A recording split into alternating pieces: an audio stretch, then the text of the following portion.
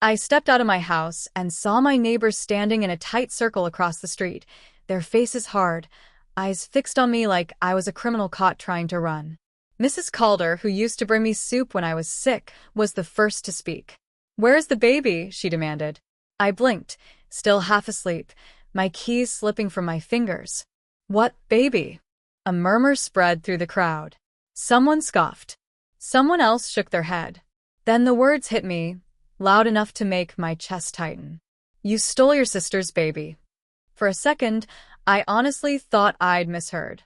"That's insane," I said, forcing a laugh that died in my throat. "Why would you even?" "Don't play dumb," a man shouted from the back. "We all know what you did."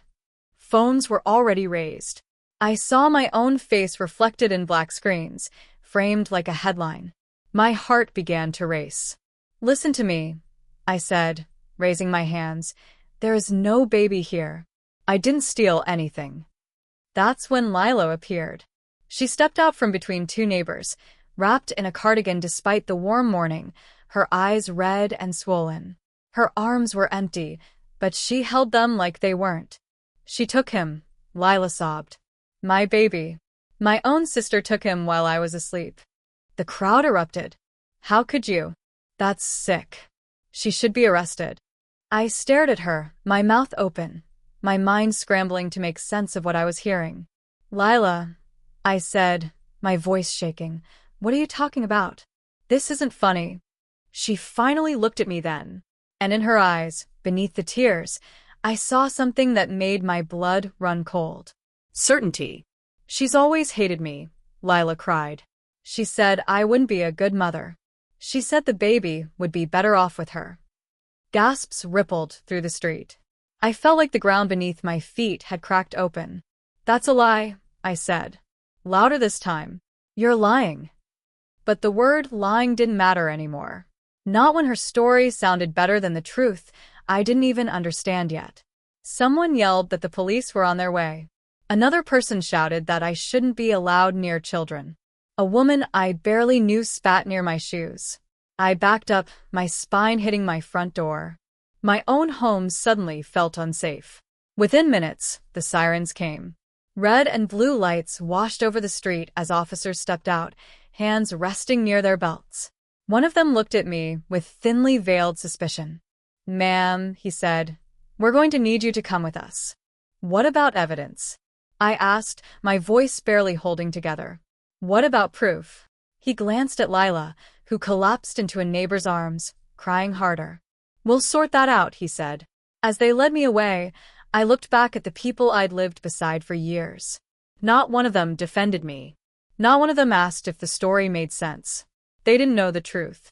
And neither, I realized with growing horror, did they care. The police station smelled like disinfectant and stale coffee, a place where hope seemed to evaporate the moment you stepped inside. I sat alone in a small interrogation room, my hands folded so tightly my fingers ached. The door clicked shut behind me, and in that sound I heard the finality of something breaking. An officer entered with a folder tucked under his arm. He didn't smile. "Your sister says you took the baby around 3 a.m, he said, sitting across from me. "She claims you used your spare key."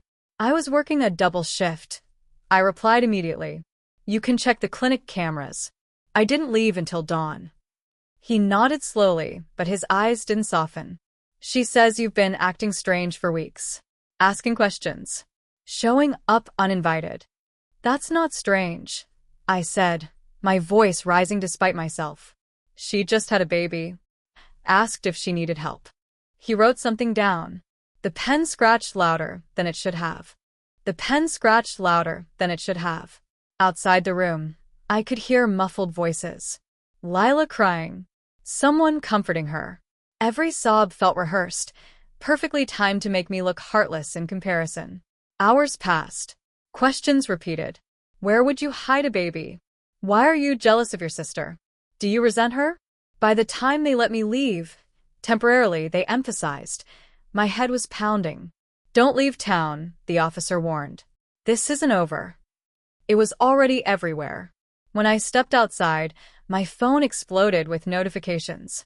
Messages from numbers I didn't recognize. Social media alerts. Someone had posted my photo, pulled from my profile, alongside Lila's accusation. She stole her sister's newborn. Monster. Lock her up. I scrolled in disbelief. People I went to school with. Parents of kids I'd helped tutor. Even my coworker had shared the post, adding a broken heart emoji beside Lila's name. By the time I got home, a police cruiser was parked across the street. Neighbors watched from behind curtains. Someone had taped a handwritten sign to my fence. Baby thief. My chest tightened until it hurt to breathe. Inside the house, I locked every door and slid down against the wall. My hands shook uncontrollably. None of this made sense. Lila had always been dramatic, always needed attention, but this was annihilation. I thought back to her pregnancy. How she avoided family gatherings. How she brushed off questions about doctors. How she never let anyone touch her stomach for too long. At the time, I told myself she just wanted privacy. Now, doubt crept in like poison. I searched my messages. Every conversation with Lila. Every photo she'd sent. There were pictures of the nursery. Of tiny clothes. Of a baby wrapped in a blanket, but never in a hospital. Never with medical staff. Never anything verifiable. A knock slammed against my door, making me jump. "Open up," a man shouted. "We just want answers." I stayed silent, my heart racing, as fists pounded again. Another voice joined in. Then another. Anger layered over certainty. They believed her. Not because there was proof, but because her lie was easier than questioning it. As the noise outside grew louder, one terrifying thought settled deep in my chest. Lila hadn't just accused me. She had planned this. And if I didn't uncover the truth soon, the town would finish what her lie had started. I didn't sleep that night. Every sound outside my house felt like a threat. Footsteps, cars slowing down, voices carrying too clearly in the dark. By morning, my eyes burned and my nerves felt stripped raw. When the police returned, I was almost relieved. At least with them there, the crowd stayed back. They brought me to Lila's apartment. "This is just procedural," one officer said, though his tone suggested he'd already decided who I was. "If you didn't take the baby, this will clear things up." I nodded, gripping my jacket like armor. Lila's apartment was only 3 streets away, yet it felt like another world. Yellow tape fluttered near the door. Neighbors whispered openly now, no longer bothering to hide their stares. I caught fragments of their words. "Poor baby. How could she?" I always knew something was off, each one cutting deeper than the last. Inside, the apartment looked like a picture-perfect nursery catalog. Pastel walls. A crib centered carefully under a window. Stuffed animals arranged neatly on shelves. It was almost too neat. One officer began opening drawers. Another checked the bathroom. I stood frozen near the doorway, my heart pounding so hard I could hear it in my ears. "Where are the bottles?" an officer asked suddenly. Lila sniffed loudly. I was breastfeeding." He nodded, then opened the fridge. It was empty. No milk storage bags. No formula. No leftovers. Nothing that suggested a newborn had been living there. A silence settled over the room, heavy and uncomfortable. "How old is the baby?" the officer asked. 3 weeks, Lila answered quickly. "And where was he born?" another asked. "At home," she said. "With a private midwife." "What's her name?" Lila hesitated. Just for a moment. I don't remember." The officers exchanged a look. My pulse spiked. I felt it then, the first real shift. The first moment where I wasn't the only one under suspicion. "Do you have any medical paperwork?" one officer asked. "Birth record? Prenatal files?" Lila's sobbing grew louder. "Why are you doing this to me?" she cried. "I just lost my baby." "I understand this is difficult," the officer said calmly, "but we need documentation." She shook her head violently. "My sister hid it. She took everything." I stepped forward before I could stop myself. "That's not true," I said. "Show them something. Anything." Lila's eyes snapped to mine, sharp and furious beneath the tears. "You're trying to make me look crazy," she whispered. "Crazy. The word hung in the air. The officers continued searching. No use diapers. No burklas. No baby monitor plugged in. Even the crib mattress was stiff, untouched. This doesn't add up, one officer muttered under his breath. Outside, I heard raised voices. Neighbors arguing now, confused. Doubt beginning to seep through the certainty they'd clung to so tightly. An officer pulled me aside. "We're not charging you," he said quietly. "Not yet. There are inconsistencies." My knees nearly buckled with relief, but it was fragile, temporary. As we left, Lila screamed after me. "She's lying. She's manipulating you all." I didn't turn back. For the first time since the nightmare began, I felt something other than fear. I felt the truth pressing closer to the surface. And I knew, whatever Lila was hiding, it was far bigger than a lie about me. The town had believed her, without proof. Now they were about to learn what happens when a story collapses under its own weight. The shift in the town was subtle at first, like a breeze before a storm. The same neighbors who had screamed at me now watched quietly, uncertainty replacing rage. Whispers followed Lila instead of me. Questions, soft but dangerous, began to surface. The police called me back to the station the next day. This time, I wasn't put in the interrogation room. I sat in a small office while two detectives stood by a board covered in notes and timelines. My name was no longer circled in red. "We pulled medical records," one detective said. "With a warrant." My chest tightened. "And," he exhaled slowly, "your sister was pregnant. That part is true. But she didn't give birth 3 weeks ago." The room felt suddenly too small. "She had a miscarriage," the other detective added. "Almost 4 months ago." The words knocked the air out of me. I stared at the table, memories clicking painfully into place. Lila disappearing for weeks, her sudden return with a rounded belly again, her refusal to let anyone touch her stomach. "She told no one," the detective continued. "Not friends. Not family. Not even her partner." I closed my eyes. Grief explained part of it, but not the rest. "Then where did the baby come from?" I asked. The detectives exchanged a look. "There is no baby," one said quietly. The lie hadn't been built to steal a child. It had been built to replace one. Under questioning, Lila's story collapsed piece by piece. The nursery had been staged weeks after the miscarriage. The baby photos she showed people were downloaded from parenting forums and cropped carefully to remove watermarks. The cries neighbors swore they'd heard at night were recordings played through her phone. She had created a baby out of desperation.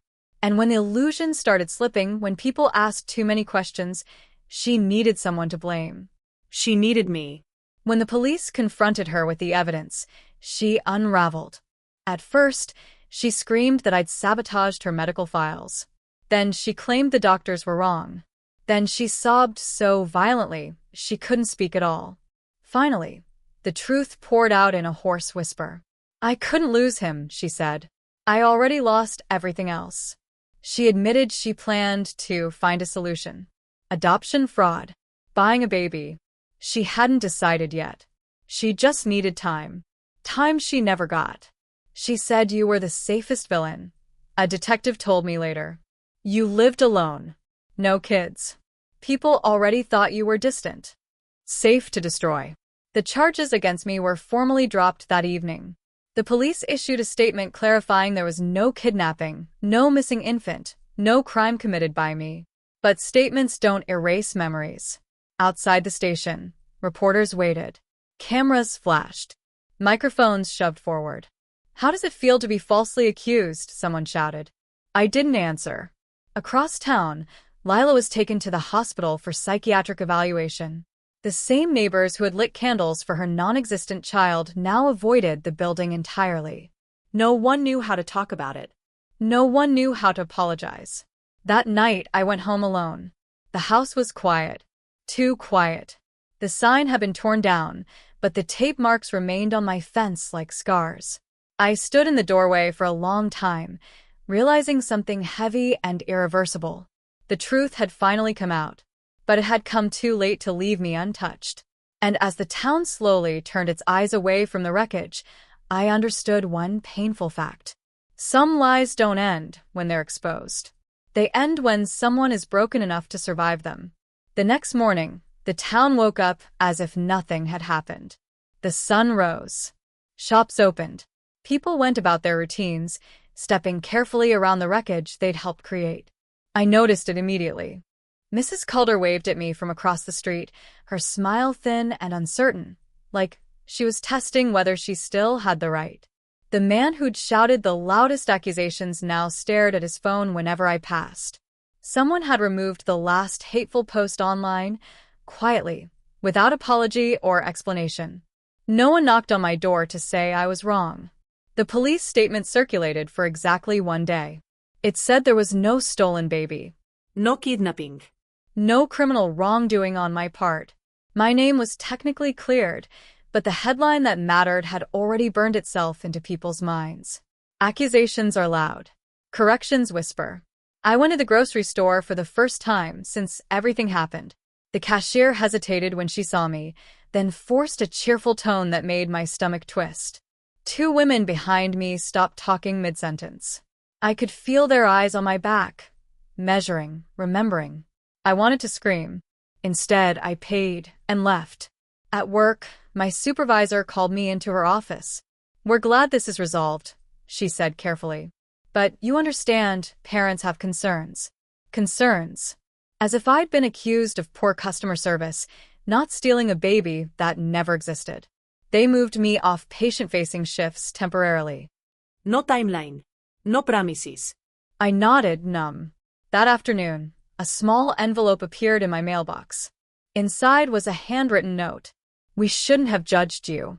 I'm sorry. No name. No address. I stared at the paper for a long time, then folded it and placed it in a drawer. One apology didn't balance 100 accusations. It didn't erase the fear, the nights I lay awake listening for footsteps, the way my heart still raced when someone raised their voice. Lila remained hospitalized. News about her spread in hushed, uncomfortable tones. People didn't want to talk about mental health, or grief, or how easily they'd turned on me. It was easier to pretend the whole thing had been a strange misunderstanding. But I couldn't pretend. Every room in my house held echoes of that day. My front door where I'd been cornered, the window where someone had thrown a rock, the porch where I'd been called a monster. I started sleeping with the lights on. One evening, I caught my reflection in the mirror and barely recognized myself. My shoulders were permanently tense. My eyes scanned for threats that weren't there.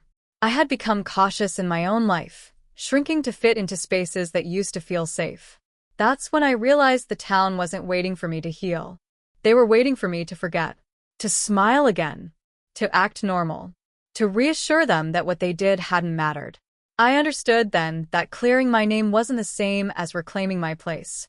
That kind of restoration requires something most people aren't willing to give: accountability. So I stopped trying to convince anyone of anything. I stopped explaining. Instead, I focused on surviving the quiet aftermath, the part no one talks about, when the truth is out but the damage remains. Because being proven innocent didn't make me whole again. It just meant the town was finished with me, and I was finally beginning to see them clearly. They told me I didn't have to see her. The social worker said it gently, like she was offering me an easy way out. "It's completely your choice," she said. "Given what you've been through, no one would blame you." But the truth was already eating at me. So I went. The psychiatric wing was quiet in a way that felt unnatural, like the building itself was holding its breath. A nurse led me to a small room divided by a thick glass wall. On the other side sat Lila. She looked smaller than I remembered. Not fragile, just diminished. Her hair was pulled back carelessly. Dark circles framed her eyes. The woman who had stood in the street commanding the town's rage now avoided my gaze. For a moment, neither of us spoke. "I didn't think you'd come," she said finally, her voice thin. "I didn't think you'd do what you did," I replied. She flinched.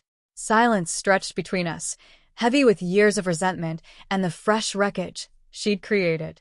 I studied her face, searching for the sister I once knew, the one I shared a room with, the one who used to sneak into my bed during thunderstorms. I couldn't find her. I never meant for it to go that far, Lila said, fingers twisting together. I just needed someone to blame. Everything was slipping. I laughed quietly, the sound bitter. You didn't just blame me. You erased me. Her eyes filled with tears. I lost my baby. I lost my life, I said. And there wasn't even a baby to steal. She opened her mouth, then closed it again. There was no argument that worked here. No excuse big enough to cover what she'd done. They believed me so easily, she whispered. I didn't think they would. That was the part that hurt the most. Of course they did, I said. You cried.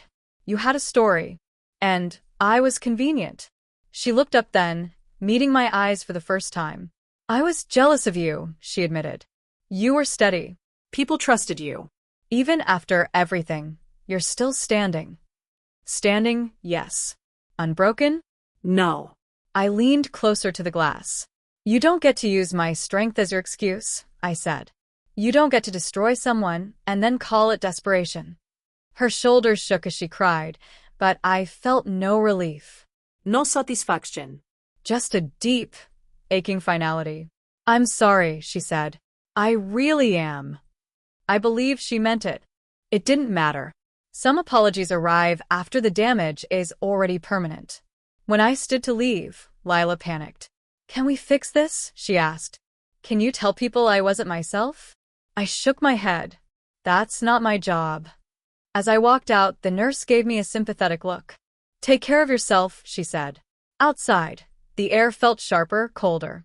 I sat in my car for a long time before starting the engine, my hands resting uselessly on the steering wheel. Facing Lila hadn't given me closure. It had given me clarity. She hadn't just lied because she was broken. She lied because she knew the town would choose a story over a person. And they had. As I drove home, I realized something important, something freeing in its own painful way. I didn't owe my sister forgiveness. And I didn't owe the town reassurance. The only thing I owed myself was distance from her, from them, and from the version of me that believed love and familiarity were enough to protect the truth. Sometimes survival doesn't look like reconciliation. Sometimes it looks like walking away, even when everyone expects you to stay.